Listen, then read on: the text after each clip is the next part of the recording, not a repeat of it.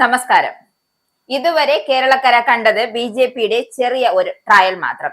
ഇനി കളി കാണാൻ ഇരിക്കുന്നതേ ഉള്ളൂ. കേരളം പിടിക്കാൻ മോദിയുടെ മിഷൻ 2026 വരികയാണ്. നിയമസഭാ തെരഞ്ഞെടുപ്പിൽ കേരളത്തിലെ 10 എ ക്ലാസ് മണ്ഡലങ്ങളിൽ വിജയലക്ഷ്യമിട്ടാണ് ബി.ജെ.പി കളത്തിലിറങ്ങുന്നത്. ഈ മിഷനെ പേരിട്ടിരിക്കുന്നത് 2026, അതായത് മിഷൻ 2026 എന്നാണ്. ഈ തെരഞ്ഞെടുപ്പ് തന്ത്രത്തിന് ഊർജം പകരുന്നത് തിരുവനന്തപുരം കോർപ്പറേഷൻ പിടിച്ചെടുത്തതുൾപ്പെടെ, അതായത് ഭരണം പിടിച്ചതുൾപ്പെടെയുള്ള തദ്ദേശ തെരഞ്ഞെടുപ്പിലെ മുന്നേറ്റമാണ്. ജനുവരിയിൽ കേരളം സന്ദർശിക്കുന്ന പ്രധാനമന്ത്രി നരേന്ദ്രമോദി ഈ പദ്ധതി ഔദ്യോഗികമായി പ്രഖ്യാപിക്കും. ഇത്തവണ ബി.ജെ.പി ഒരു ചെറിയ മാറ്റം വരുത്തുകയാണ് പദ്ധതികളിൽ. കേരളത്തിലെ മുഴുവൻ മണ്ഡലങ്ങളിലും ശ്രദ്ധ കേന്ദ്രീകരിക്കുന്നതിന് പകരം ജയിക്കാൻ സാധ്യതയുള്ള മണ്ഡലങ്ങളിലാണ് ബി.ജെ.പി ശ്രദ്ധയൂന്നുന്നത്. നാളെ മുതൽ സ്ഥാനാർത്ഥി നിർണയ ചർച്ചകൾക്ക് തുടക്കമാകും. ഏറ്റവും അടുത്ത കാലയളവിൽ സ്ഥാനാർത്ഥികളെ നിശ്ചയിച്ച് മണ്ഡലങ്ങളിൽ സജീവമാക്കാനാണ് പാർട്ടിയുടെ തീരുമാനം. ഓരോ മണ്ഡലത്തിലും കഴിഞ്ഞ 3 നിയമസഭാ തെരഞ്ഞെടുപ്പുകളിലെ വോട്ടിംഗ് പാറ്റേൺ ഉൾപ്പെടെ വിശദമായ വിലയിരുത്തലാകും സ്ഥാനാർത്ഥി നിർണയത്തിൽ പുരോഗമിക്കുക. എ ക്ലാസ് മണ്ഡലങ്ങളിൽ മികച്ച വിജയ സാധ്യത ഉള്ളവരെ സമവാക്യങ്ങൾ പരിഗണിച്ച് രംഗത്തിറക്കും, അല്ലെങ്കിൽ കളത്തിലിറക്കും.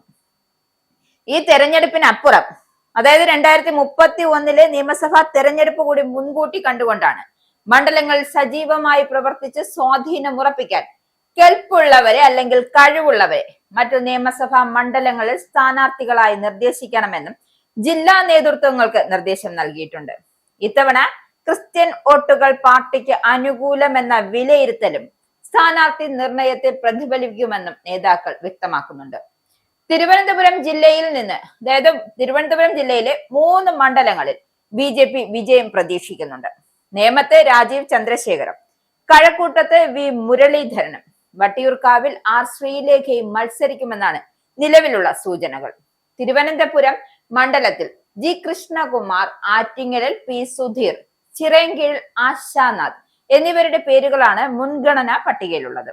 കെ സുരേന്ദ്രൻ, എം.ടി. രമേശ്, ശോഭാ സുരേന്ദ്രൻ, കുമ്മനം രാജശേഖരൻ തുടങ്ങിയ മുതിർന്ന നേതാക്കളും മത്സര രംഗത്തുണ്ടാകും. പാലായിലെ രാഷ്ട്രീയ സാഹചര്യം കണക്കിലെടുത്ത് ഷോൺ ജോർജിനെ മത്സരിപ്പിക്കുന്നതിനുള്ള ചർച്ചകളും അണിയറയിൽ സജീവമാകുന്നുണ്ട്.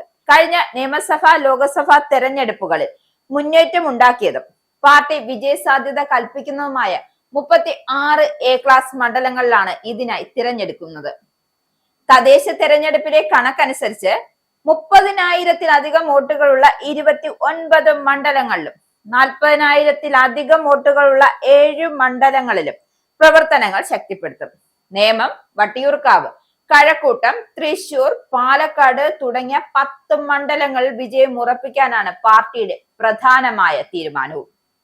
ജനങ്ങളിൽ ബി.ജെ.പിക്ക് കേരളത്തിൽ വിജയിക്കാൻ സാധിക്കുമെന്ന വിശ്വാസം നാൾക്കുനാൾ വർദ്ധിച്ചു വരികയാണ്.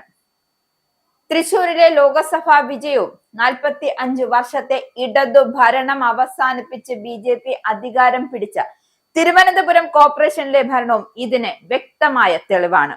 തിരുവനന്തപുരം കോർപ്പറേഷനിലെ വികസന പ്രവർത്തനങ്ങൾക്കായുള്ള പ്രത്യേക മാസ്റ്റർ പ്ലാൻ ഉടൻ പ്രഖ്യാപിക്കുമെന്ന് പ്രധാനമന്ത്രി നരേന്ദ്രമോദി എത്തും.